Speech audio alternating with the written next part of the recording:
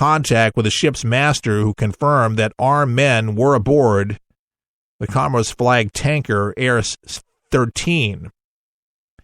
So that's a real tense situation. Yeah, that's what happens.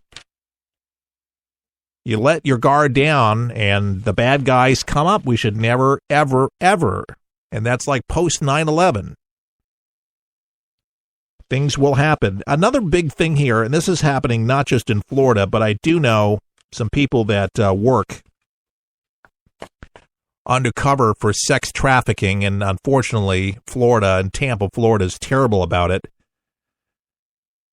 But U.S. authorities are targeting hotels and motels in fight against sex trafficking as thousands of motorists driving along Route 1 in Philadelphia, I'm talking about specifically now in Roosevelt Inn, looks like any other roadside city motel, but there inside a guest room, a 14-year-old girl was sold into sex slavery, barred from leaving for months, and forced to engage in sex acts with 1,000 men as motel staff looked the other way, according to a new lawsuit.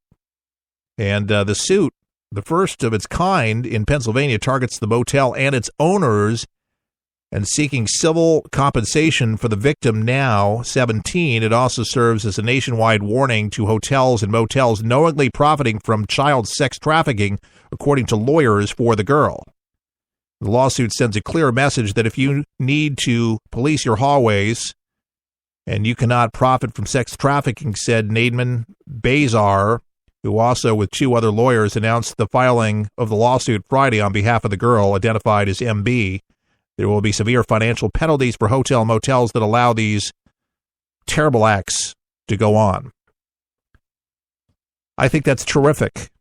Finally, somebody cracking down for real, because that's where it takes place, at these hotels. Now, sometimes they apparently they rent houses and do it, but a lot of the motels and the pimps, they work out of it, but it's hard for the hotels to actually say no because the money is so good.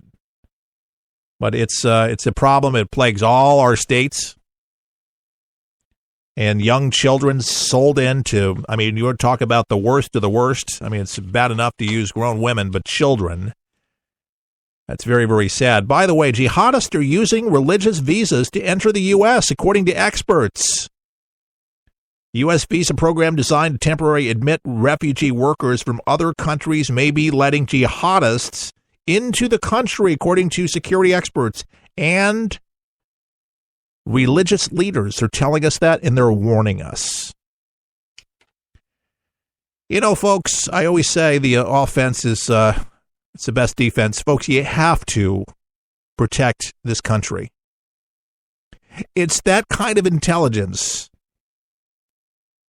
that the president is given. We're not shared that presidential intelligence. But if the president doesn't have our back, if law enforcement doesn't have our back on these issues, who will?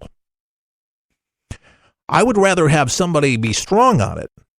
Yeah, don't make this a religious litmus test, but if somebody is known to be affiliated with terrorists and terrorism, they need to be vetted.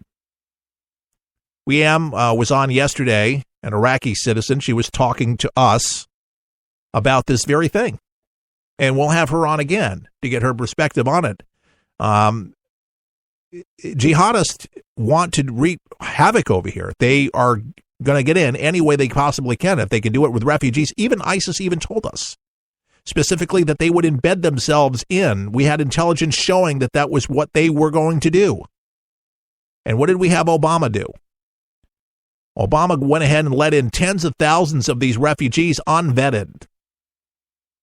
Just allowed them to pour in. Oh, yeah, we vetted them. I'm sure they did. These people had no documentation. They could just say, my name's Pete Smith, and I was a Christian, and I was reading my Bible, and then things blew up. You don't know who's embedded with who. Folks, do not let complacency get in, folks. On a day where you don't think that something's going to happen, something happens. And it could be today, it could be this evening, it could be this afternoon, we don't know.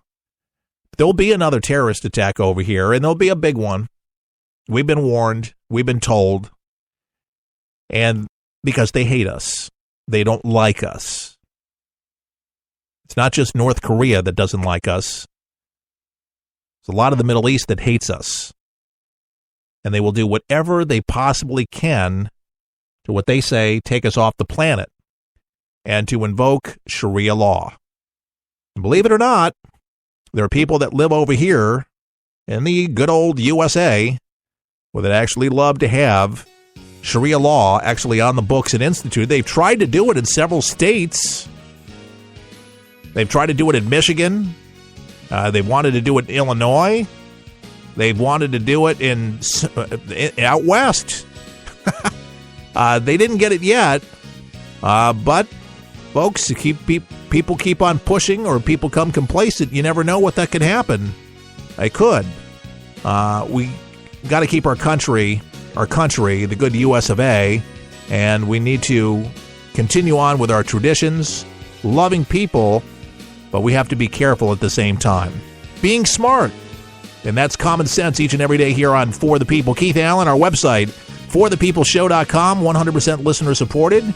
Join For the People today and help keep a good thing going. Keith Allen saying all the best. May God bless.